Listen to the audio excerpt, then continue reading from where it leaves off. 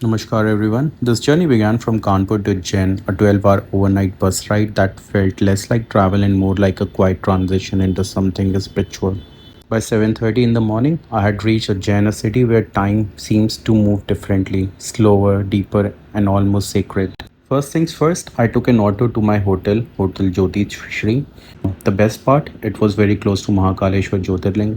If you're planning to visit, staying near the temple is honestly the smartest choice. By 10 a.m., after freshening up, I was ready. A quick 20 rupees rickshaw ride later, I reached the temple, and first thing I noticed was a crowd. But strangely, it didn't feel chaotic. There was an order within the queues, almost like everyone was being pulled by the same unseen force. After submitting my phone, mobile phones are not allowed, I stepped inside and something shifted.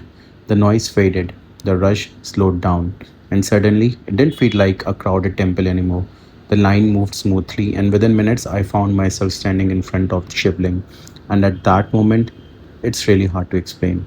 It felt surreal, as if time had paused, as if nothing else in the world existed beyond that space.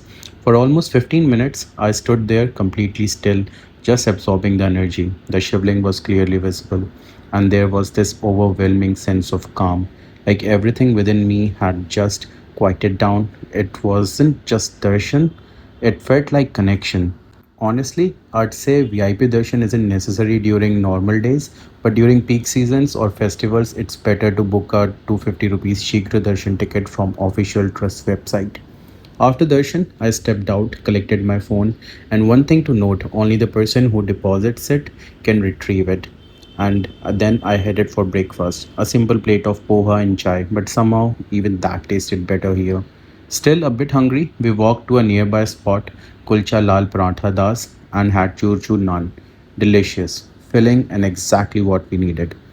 Next stop was Harsiddhi Mata Temple. The darshan here was quick, peaceful, but what stayed with me was evening Aarti we would return for later. From there, we visited Mangalnath Temple. It is believed to be birthplace of Mars. The vibe here was very different, calm, cosmic, and almost meditative. Then we headed to Kal Bhairav Temple. Now this place has completely different energy, raw, intense, powerful. It is believed that Kal Bhairav is protector, the Kotwal of Mahakal. And yes, the alcohol is served as prasad here, which makes it one of the most unique temples you'll ever visit. By evening, after some rest, we returned to Harsiddhi Mata Temple for Sandhya Aarti, and I'm not exaggerating this when I say it was beyond words. The lamp lighting up together, the chants echoing in the air, the vibrations you could literally feel in your chest. It didn't feel like something you were watching, it felt like something you were a part of. After that, we explored Mahakal Lok. At night, it transforms into something magical. Beautifully lit corridors, sculptures narrating stories of Shivji, and divine atmosphere that stays with you long after you leave. The light and laser show at 8 p.m. adds another layer, telling the story of Ujjain's ancient significance. Now for day 2, next morning we started early around 4 a.m. as we headed towards Omkareshwar Jyotirlinga, about 4 hours away. This place is special not just because it's a Jyotirling, but because the temple sits on an island shaped like sacred Om in Narmada River. The darshan here felt more intimate. The shivling inside a cave and only few people can enter at a time. During peak season, it can take hours, but we were fortunate. There's also belief that Lord Shiva rests here at night and spends his day in Ujjain. Just hearing that adds a different meaning to the journey between these two places. After Omkareshwar, we visited Mamleshwar Temple. It is said that your pilgrimage is incomplete without visiting both, as the divine presence is split between them. Then came one of the most unforgettable experiences, our boat ride and dip at Sangam of Narmada and Kaveri. The water felt different, not just cool or refreshing, but almost alive. When I drank handful of it, it genuinely felt like something within me was being cleansed, like all the noise, stress, and weight I carried had just dissolved. It's a strange feeling, almost surreal, but deeply peaceful. By 3 p.m., we were done with our darshans and our holy dip in Narmada and Kaveri Sangam. We were free by around 3 p.m. and headed back to Ujjain. While on my way back, I got these tickets of Shayan Aarti later at the night from the official Mahakal website. It was around 250 rupees per person, and I must say, if you're not able to attend Bhasma Aarti, to try for Shayan Aarti or other aartis that are available throughout the day at the Mahakaleshwar Temple. That experience is really different. Now we were back in Ujjain by evening and attended the Shayan Aarti at Mahakal. Sitting in the hall waiting silently, this during the Aarti I noticed a dog, calm, still completely focused. At first I thought it was just a coincidence, but when I asked the security, they told me something incredible. They said this dog comes before every Aarti.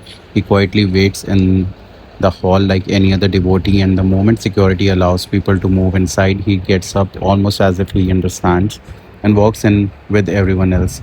Then he sits through the entire Aarti watching in silence. As soon as the Aarti ends, he calmly gets up and leaves with the crowd, only to return again the next day for Bhasma Aarti and repeat the same routine. Hearing this, I just stood there for a moment trying to process it. In Kal Bhairav, it is believed that Kal Bhairav, the guardian of Ujjain, is closely associated with dogs. So maybe it's just a habit, or maybe it's something we don't fully understand. But in that moment, it felt like a reminder that devotion doesn't need words, rituals, or even form. Sometimes it just shows up every single day. There was this collective anticipation. When the Aarti began, everything faded again, just like the first darshan. If you get a seat where the shivling is visible, it's incredible. But even otherwise, the experience remains powerful because at that moment, it's not about how clearly you see, it's about how deeply you feel. On the third day, we checked out of our hotel. One important thing to note, most hotels in Ujjain have a checkout time of 9 a.m., so plan accordingly. We left our luggage at the reception, and I strongly recommend doing the same, especially if you are having big bags. It just makes everything easier, whether you are visiting temples or exploring the local markets. With the light heart and free hands, we took an auto and headed once again to Mahakaleshwar Jyotirlinga.